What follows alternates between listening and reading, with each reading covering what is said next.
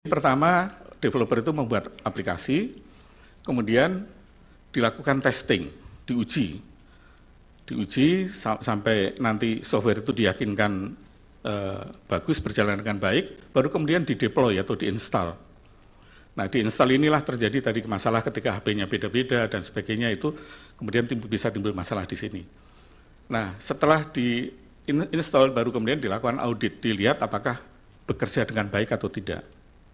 Kalau suatu saat ditemukan fraud, ditemukan adanya penyimpangan atau kejahatan di sana, maka baru kemudian dilakukan namanya forensic audit.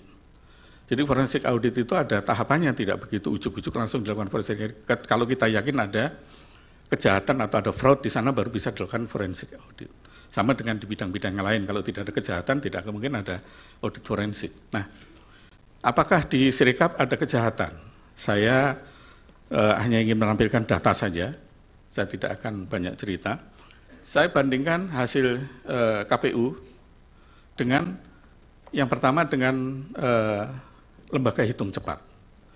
Kalau kita lihat di sana, lembaga hitung cepat ini, 12 lembaga hitung cepat ini, angkanya tidak berbeda jauh dengan hasil Sirekap maupun dari hasil KPU 360. Rata-rata error, kalau kita lihat di angka tadi, kalau kita ratakan errornya itu hanya 0,07%. Jadi 0,1% saja tidak sampai, hanya 0,07%. Perbedaan rata-rata antara hitung cepat dengan hasil perhitungan manual. Nah, mungkin ada yang berpendapat bahwa hitung cepat itu kan sampelnya hanya 2.000 TPS. Sementara TPS kita 822.000. Apakah valid begitu? Nah, ada yang tidak percaya pada statistik, masalahnya begitu ya.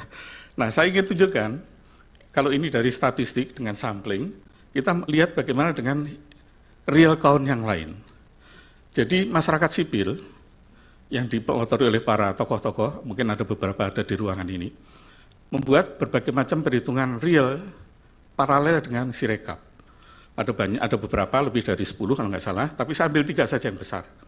Yang pertama adalah Kawal Pemilu 2024. Ini dipelopori oleh Netgrid, KIP, ICW, dan banyak sekali lembaga-lembaga yang sangat respectable di Indonesia.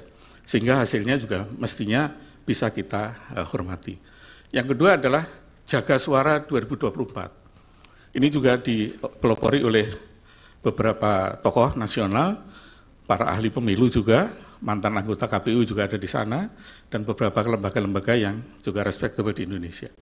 Yang ketiga adalah Jaga Pemilu 2024. Ini lebih luas lagi, ada beberapa ketua BEM di sana, dan beberapa yang lain. Nah, mari kita lihat dari 3 ini hasilnya seperti apa. Ini bukan hitung cepat, tapi ini adalah real count, hitung nyata. Pertama dari perbedaan antara Kawal Pemilu, Jaga Suara dengan Jaga Pemilu dengan KPU, juga sama, tidak terlalu jauh.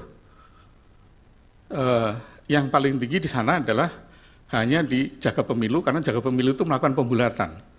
Jadi angka persennya itu dihilangkan komanya, dinolkan saja.